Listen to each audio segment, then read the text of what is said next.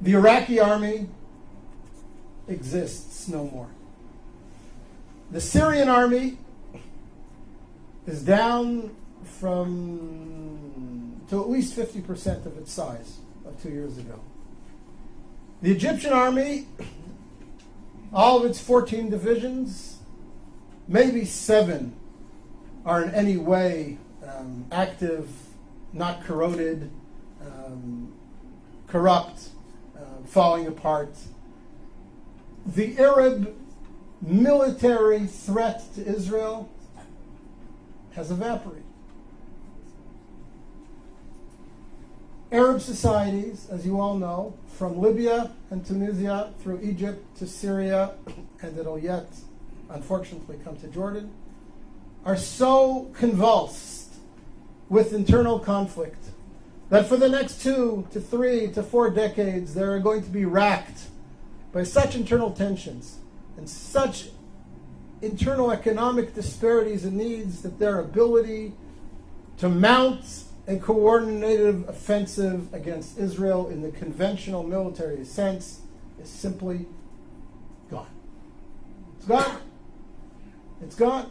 So before we start discussing all the threats and the emerging threats and the dangers that are posed to Israel from the crumbling of the old Arab architecture around Israel, first let's recognize that the conventional military threat against Israel has greatly disappeared.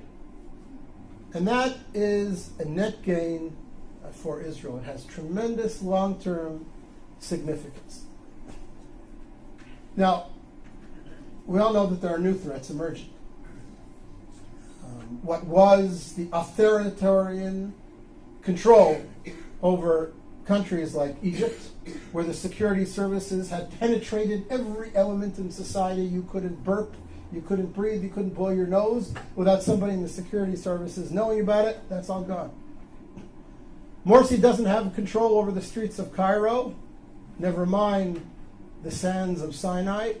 And whoever emerges as the leader or one of the leaders in Syria towards the future will never have the same authoritarian control over the country that Assad's mukhabarat, his security services, had.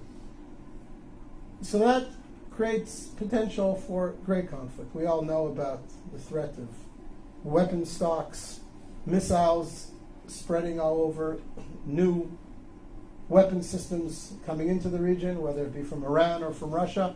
All these pose security threats to Israel that Israel will have to deal with in the coming years and perhaps decades.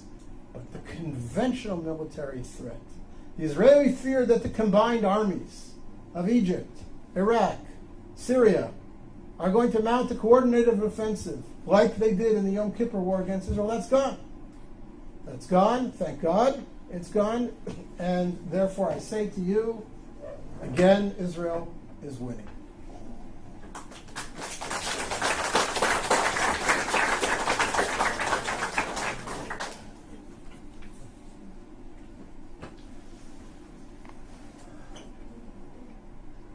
Point number 9, in grand historical terms, of course Israel is winning.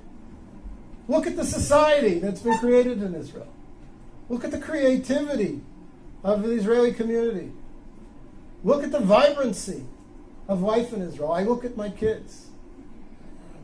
I have a son-in-law who's a software engineer in Israeli military intelligence.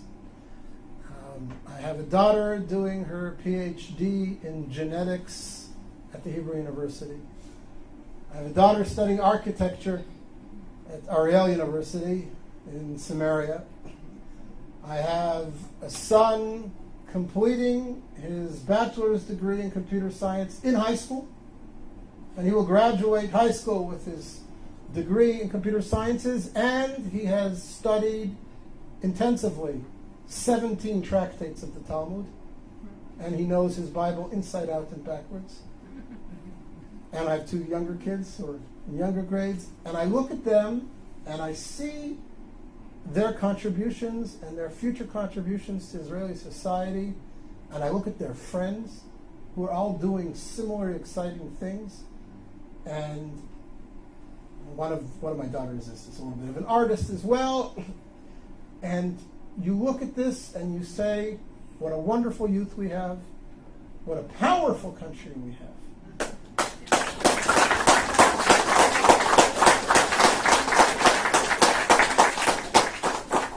And I don't say this to gloat or to be racist, but it's important for us in terms of perspective to ask, what creative contributions has the Islamic Arab world around us made to the world over the last 100 years?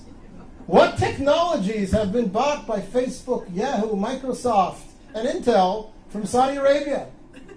What's the gross national product of all 40 Arab countries around us put together, leaving oil aside?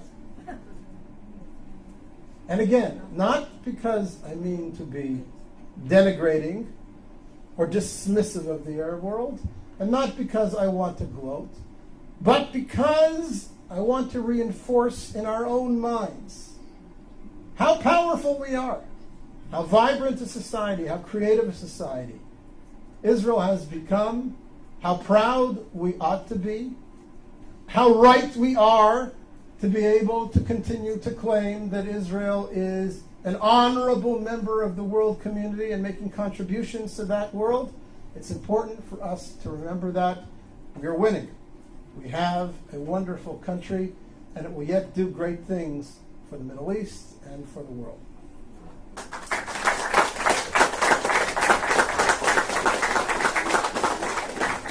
And I forgot, we now have gas.